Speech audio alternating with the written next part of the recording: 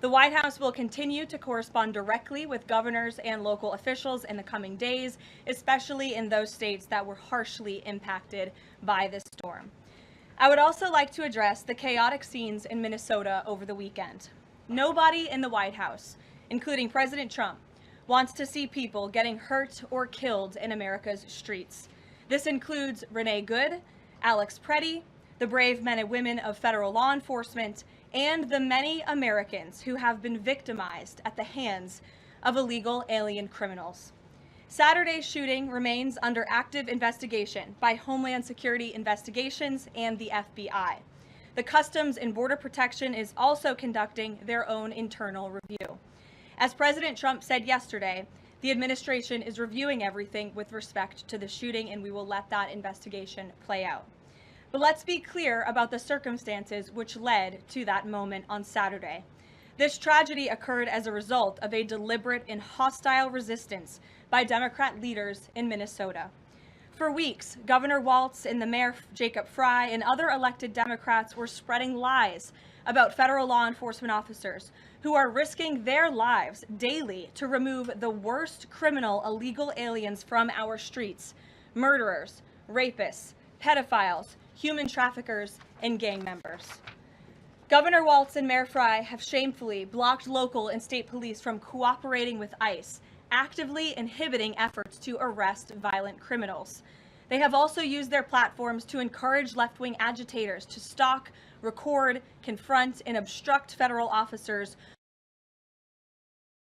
who are just trying to lawfully perform their duties, which has created dangerous situations threatening both these officers and the general public and Minnesotans alike. This is precisely what unfolded in Minneapolis on Saturday morning. Obstructing federal law enforcement and inciting violence against officers is wrong and illegal. This used to be a universally accepted position in the United States. Amid the hysteria, we must remember how we got here to this moment today and what this Democrat opposition is about.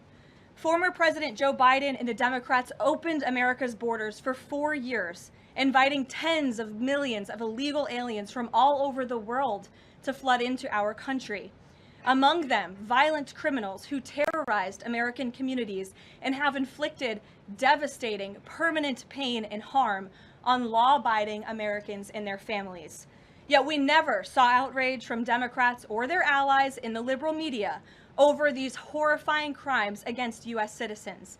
The pain of American angel families was ignored and dismissed because it undermined the Democrat narrative. Innocent Americans like Jocelyn Nungray, Laken Riley, and Rachel Morin are just a few of the many victims savagely murdered by illegal alien criminals. Earlier this month, an illegal alien from Mexico with a long criminal history who came into our country under Joe Biden's administration threw a baseball-sized stone at a school bus carrying children in New Jersey and fractured the skull of an 8-year-old innocent child. President Trump promised accountability to these American families by securing the border, deporting every illegal alien who has committed crimes, especially and most importantly, violent crimes. Nearly 80 million Americans voted for him to deliver on that very promise, and he is. As the duly elected president, the president is fulfilling the will of the people by arresting and removing these threats from our country in cities from Los Angeles to New York and, yes, Minneapolis. Yet Democrat leaders in Minnesota with sanctuary city policies have actively defied federal immigration law and the will of the people. And as a result of that defiance, 2 Minnesotans have now tragically lost their lives on the streets of Tim Walz's state. It is President Trump's hope and wish and demand for the resistance and chaos to end today.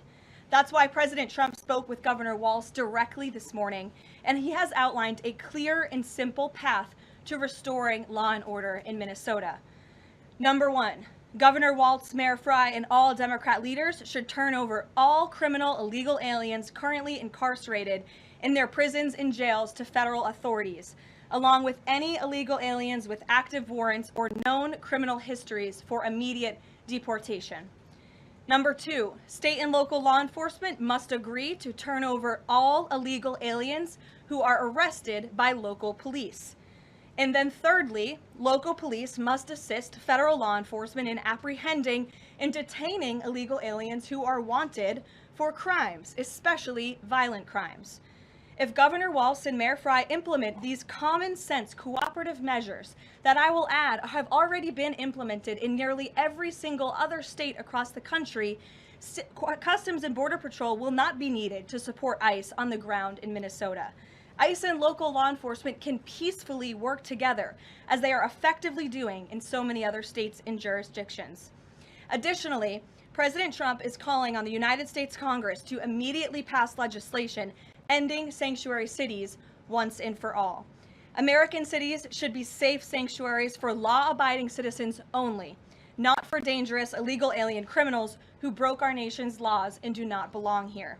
We hope Governor Walz will do the right thing and continue to work with President Trump to keep the American people safe following their call this morning.